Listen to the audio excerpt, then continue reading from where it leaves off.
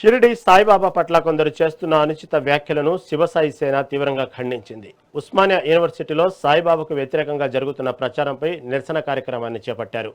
సాయిబాబాపై కొందరు డబ్బులకు ఆశపడి విష ప్రచారం చేస్తున్నారని శివసాయి సేన రాష్ట్ర అధ్యక్షుడు రవికుమార్ మండిపడ్డారు. ఇకనైనా బుద్ధి మార్చుకోకపోతే తీవ్ర పరిణామాలు ఉంటాయని ఆయన హెచ్చరించారు.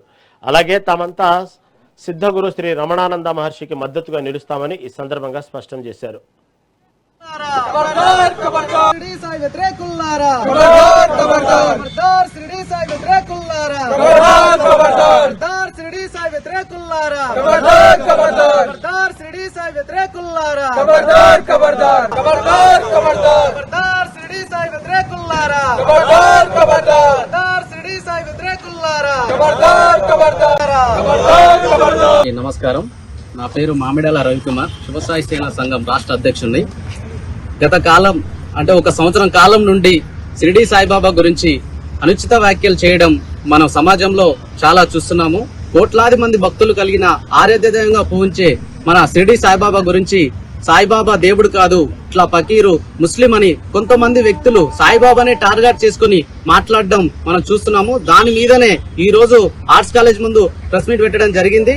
అందులో భాగంగా షిరిడి సాయిబాబా మీద అనుచిత వ్యాఖ్యలు, అసత్య ఆరోపణలు చేస్తున్న వ్యక్తులు ఎవరైతారో వాళ్ళ మీద వారికి తీవ్రంగా హెచ్చరికలు జారీ చేస్తున్నాం. ఆర్ట్స్ కాలేజ్ నుండి ఇటువంటి ఏ విధమైన చర్యలు గాని, అసత్య ఆరోపణలు గాని మీరు మరొకసారి గనక చేస్తే దీని మీద తీవ్రమైన హెచ్చరికలు జారీ చేస్తూ కఠినమైన చర్యలు తీసుకోవడానికి ఏమాత్రం వెనుకాడమని, రాజ్యాంగం ఏ విధంగా అయితే ఉందో అందులో భాగంగానే మీ పైన చర్యలు తీసుకోవడం జరుగుతుంది.